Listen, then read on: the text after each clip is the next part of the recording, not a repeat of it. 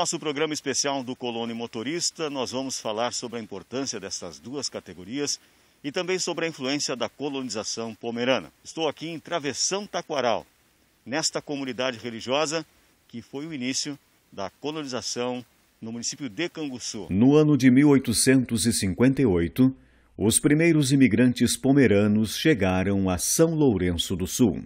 Mais tarde, pela costa do Arroio Grande, os imigrantes chegaram à localidade de Travessão Taquaral, onde estabeleceu-se a primeira colônia de Canguçu.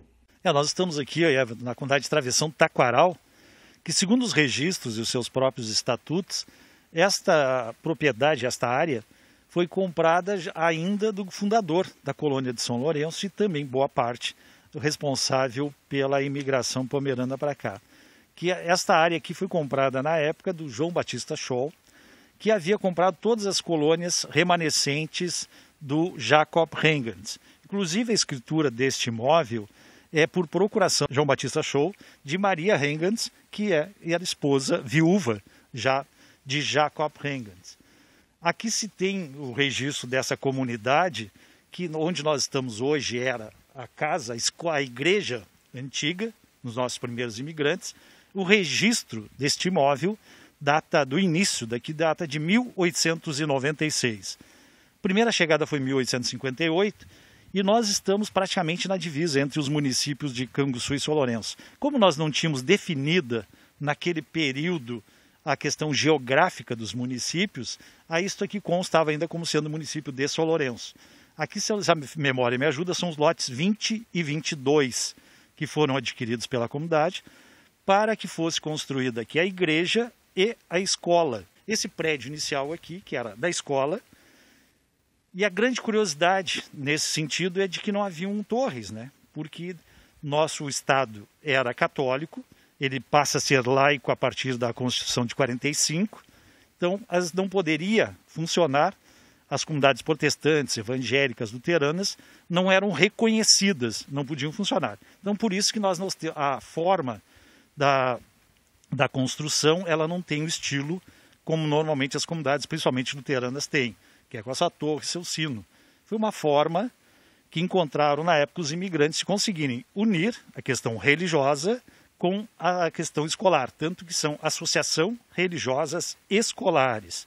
Nestes campos íngremes da Serra dos Tapes, ergueram as suas residências, ricas em detalhes, cheias de adornos e flores nas janelas.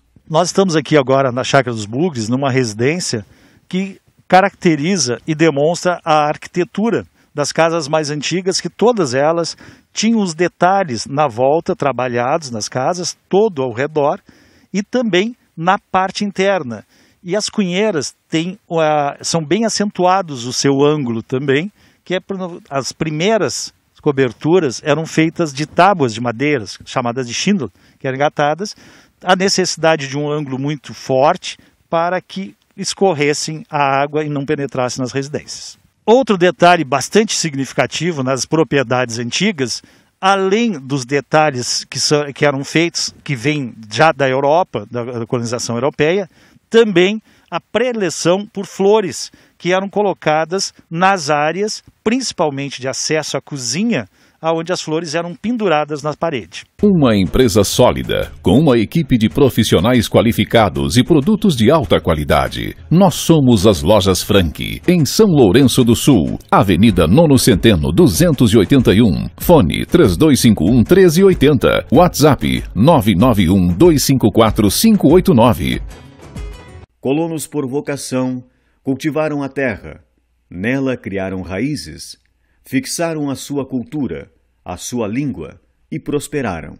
Em São Lourenço do Sul, a Coopar Pomerano é o exemplo da pujança deste povo. Nesse programa especial do Colono Motorista, nós não poderíamos deixar de visitar uma propriedade que desenvolve uma atividade importante aqui na região sul, que é a produção de leite. Seu Enio foi um dos primeiros produtores de leite da Pomerana Alimentos. Seu Enio, uma satisfação hoje ver o porte da cooperativa e a importância desse trabalho e desse momento especial, né, que todo dia é dia do colono, mas ficou uma data registrada para parabenizar esses profissionais que têm uma importância fundamental para o nosso país.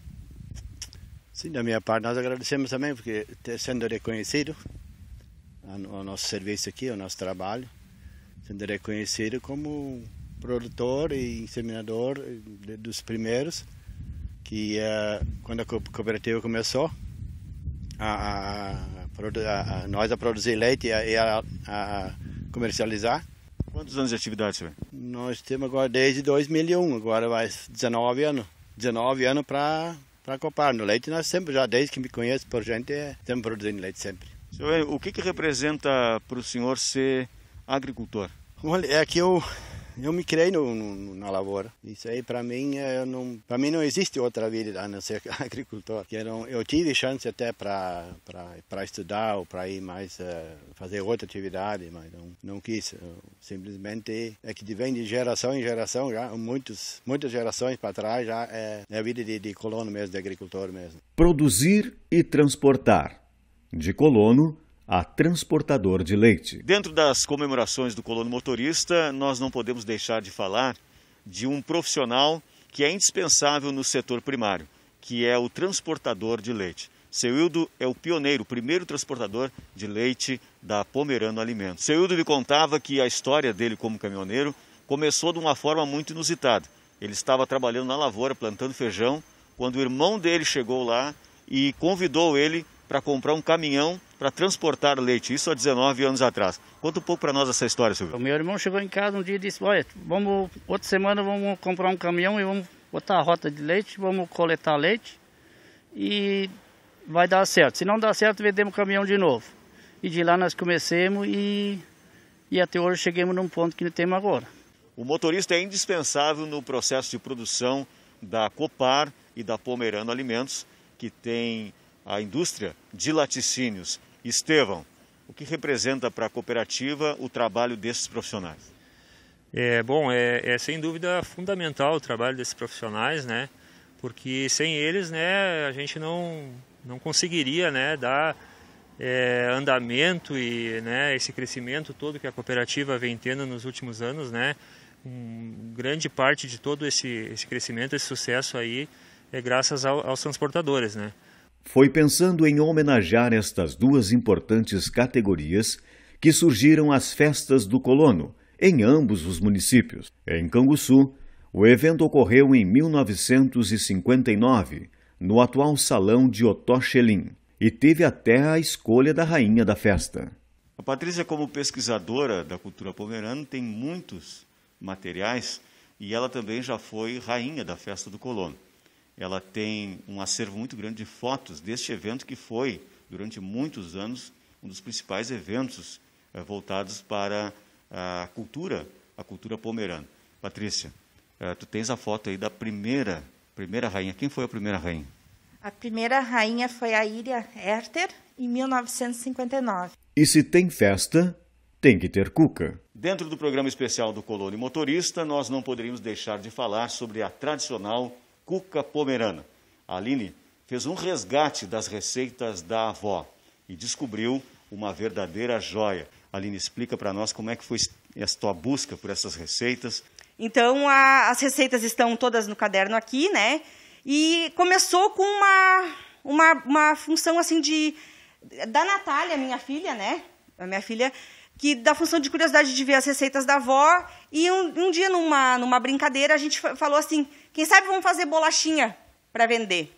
E começou com a ideia das bolachinhas primeiro, né? Começamos a fazer as bolachinhas, as tradicionais também, que é receita da minha falecida avó, que é as bolachas pintadas, né? Que é o DOS, e as bolachas amanteigadas, que a gente conhece, que é o Stertos. Né? Tanto é que a receita está escrito dessa forma que ela deixou anotado no caderno dela. E aí, algum tempo atrás, resolvemos, então, por que não fazer as cucas para a gente vender e resgatar as receitas da cuca? Na verdade, essas cucas sempre foram feitas, né? Elas sempre tiverem ativa, essas cucas. Só que agora a gente está fazendo elas para venda e para não deixar adormecer essas receitas e deixar elas, que as pessoas tenham conhecimento novamente, voltar a degustar dessa tradicional cuca pomerana. Então, aqui está a receita da cuca de fermento, a tradicional cuca pomerana, né? onde é colocado 700 gramas de açúcar. E para dar o gostinho, colocamos a raspa de limão, e também faz parte da receita ralar a noz moscada, uma pitadinha de sal, e aí acrescenta-se nesse açúcar, com essas raspas, 8 ovos inteiros.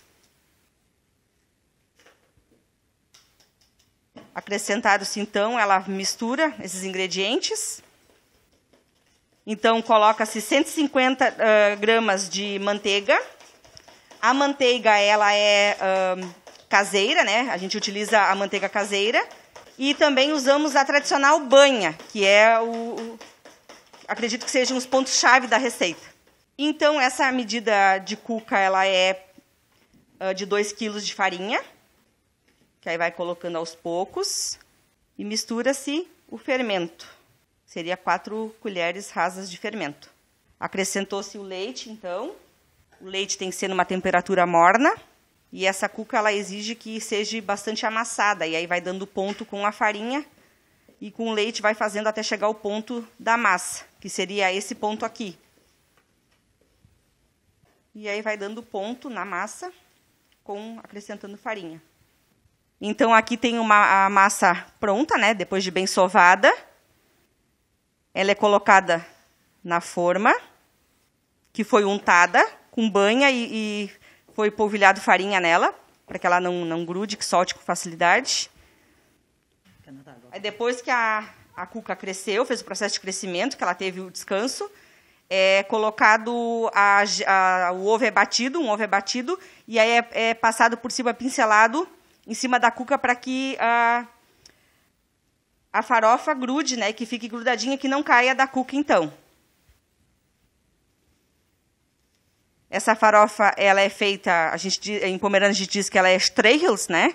E ela é feita com farinha, canela para dar um pouquinho, canela para dar um gostinho, noz moscada ralada também, o açúcar e a banha e a manteiga também, até ficar nesse ponto dele se ficar se soltando, tu vai sovando até ele ficar esse ponto de se esfarelar, para colocar em cima da cuca. Quando a cuca está pronta, depois de ter colocado a farofa nela, né, se coloca essas bolinhas coloridas, né, que a gente diz, em pomerano a gente chama de bunta-açúcar, né, que é o açúcar colorido que dá um toque final na cuca, então. Então, depois do processo de crescimento de término da cuca, né, ela demora aproximadamente uma meia hora, né, para crescer e ficar daquela forma lá.